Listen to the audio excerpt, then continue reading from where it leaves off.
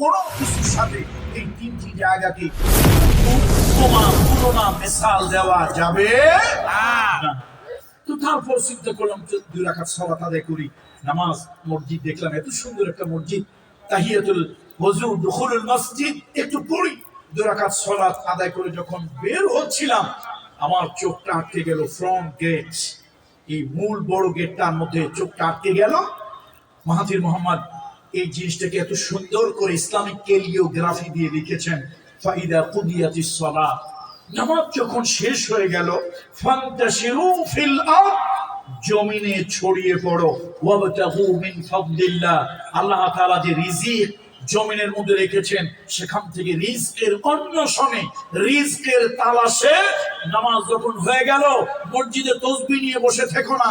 নামাজ যখন হয়ে গেল, অলসের মতো মসজিদে পড়ে থেকো না। নামাজ যখন শেষ হলো, মসজিদে ঘুমিয়ে থেকো না। ও মুসলমান, ও মানুষ, তুমি পরিশ্রম করো। তোমার এই পরিশ্রমের হাতকে আল্লাহ তাআলা পছন্দ করেন। এই পরিশ্রমের হাত দুইখানা আল্লাহ তাআলার বন্ধুর হাত। সুবহানাল্লাহ। সুতরাং এই যে কি সুন্দর কথা, ইসলামের এই সুন্দর বাক্য তিনি তুলে ধরলেন, ওয়াবতাগু মিন ফাদলিল্লাহ, আল্লাহ তাআলার নিয়ামত, আল্লাহ রিজিক থেকে তুমি অন্বেষণ করো। ওয়াযকুরুল্লাহা কাসীরান লাআল্লাকুম তুফলিহুন, আর যখন তুমি রিজকের জন্য কাজ করবে তখন দিলে দিলে আল্লাহকে স্মরণ করো, আল্লাহ জিকির করো। এতে তোমার মানসিক শান্তি তুমি পাবে, আর সকল ধরনের অনৈতিক অপরাধ থেকে মুক্ত হবে। সুতরাং আসুন, শ্রম এটা দামি জিনিস। শ্রমিক অনেক মর্যাদাবান একজন ব্যক্তি। মুহাম্মদ রাসূলুল্লাহ সাল্লাল্লাহু আলাইহি ওয়াসাল্লাম মদিনায় যখন আল্লাহ নবী মদিনার প্রেসিডেন্ট হলেন, মদিনার বাদশাহ নবীজি হলেন, আল্লাহ নবীর কাছে তার কন্যা ফাতেমা এলো। শ্রম দেওয়া যে খারাপ কিছু নয়, বরং তো নবীজি আহলে বাইতের মধ্যে সবথেকে বেশি ভালো কাকে বাসতেন? ফাতেমা রাদিয়াল্লাহু তাআলা। এটা সকলের কাছে স্বীকৃত। ফাতেমা থেকে রাদিয়াল্লাহু তাআলা আনহা, তার থেকে অধিক ভালোবাসা আল্লাহর হাবিবের কাছে আর কেউ ছিল না। ফাতেমা আল্লাহর নবীর কাছে এলো, এসে বলল, ইয়া রাসূলুল্লাহ, আব্বাজান, এই যে আমার হাত দেখেন, আমি কুয়া থেকে পানি উত্তোলন করি, ওই পানি উঠাতে গিয়ে আমার হাত দুইখানা ব্যথায় ভরে যায়। আমাদের দেশে পাটের দড়ি, লাইলনের দড়ি, সুতার দড়ি, আরবের লোকেরা খেজুর গাছের ছোবড়া দিয়ে বানানো দড়ি, সেই দড়ি তারা ব্যবহার করত।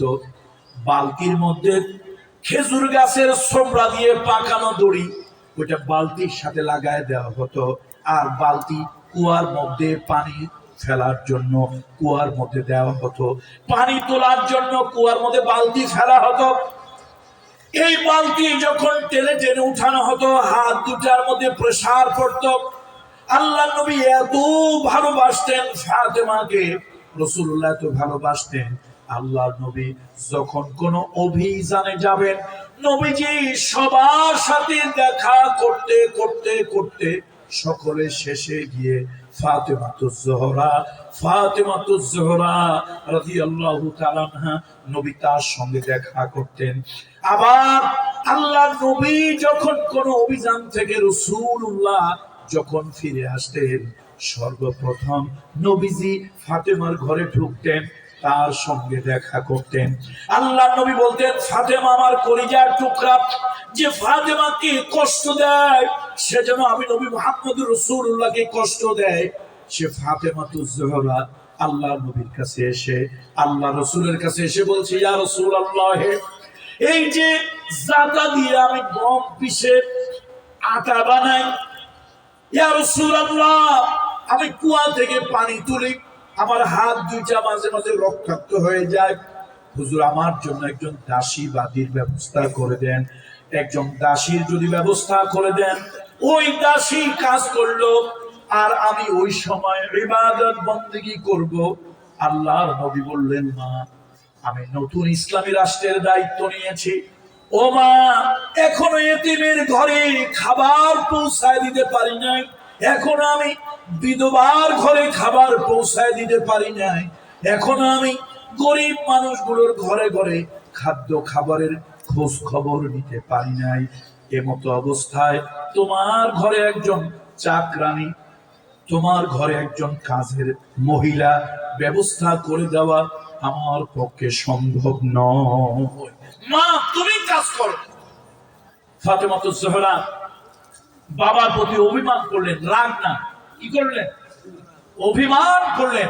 কেন? বাবা মা মেয়ের সম্পর্ক তো খুব গাঢ় সম্পর্ক। বাবার প্রতি একটু অভিমান করে চলে যাচ্ছিল। নবীজি আল্লাহর হাবিবের চোখ দুইটা অশ্রু সলসল হয়ে গেল। মেয়েকে ডেকে বললো, মা চলে যেও না, রাগ করো না মা, আমি তোমাকে একটা আমল শিখাই দেই, তুমি এই সংসারের কাজ করো, যতটুকুন সময় পাও ফাঁকে ফাঁকে এই ছোট্ট আমলটা করলে সারাদিন আমল করা, সারাদিন দান সাদকা করা, সারাদিন ভালো কাজ করা সওয়াব আল্লাহ তাআলা তোমাকে দিয়ে দেবে। ফাতেমা খুশি হয়ে গেল, বাবা তাহলে আমি কাজ করব, আর কাজের ফাঁকে একটু সময় পেলে আমি এই তাসবিহ পড়ব। বলুন। নবীজি বললেন, তোমার জন্য তাসবিহ হলো 33 বার সুবহানাল্লাহ, 33 বার আলহামদুলিল্লাহ, 34 বার আল্লাহু আকবার।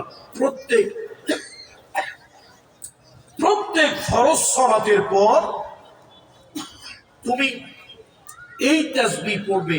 এই জন্য এই তাসবিহকে বলা হয় তাসবিহে ফাতিমা। বলুন তো এই তাসবিহকে কি বলা হয়?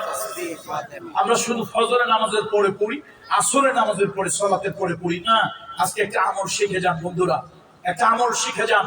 ফাতেমা রাদিয়াল্লাহু তাআলা আনহার মতো সারাদিন তাসবিহ পড়লে, সারাদিন দান সাদকা করলে, সারাদিন রোজা রাখলে এবং রাত জেগে সালাত আদায় করলে আল্লাহ তাআলা এর থেকেও বেশি পরিমাণে সওয়াব আল্লাহ তাআলা আপনার আমলনামায় দিয়ে দেবে, যদি আপনি আদাত অভ্যাস পরিণত করে নিতে পারেন।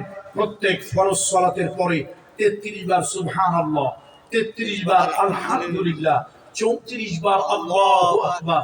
এই আমলটা যদি করেন তাহলে কর্মব্যস্ততায় আপনারা সময় পান না, এই যে ছোট্ট একটু আমল করেছেন এর বিনিময়ে আল্লাহ তাআলা অনেক অনেক জাযা দেবে। আর একটা আমল যদি করতে পারেন, জান্নাতের সাথে আপনার সাথে শুধু একটা পার্থক্য, পর্দা থাকবে, মৃত্যু।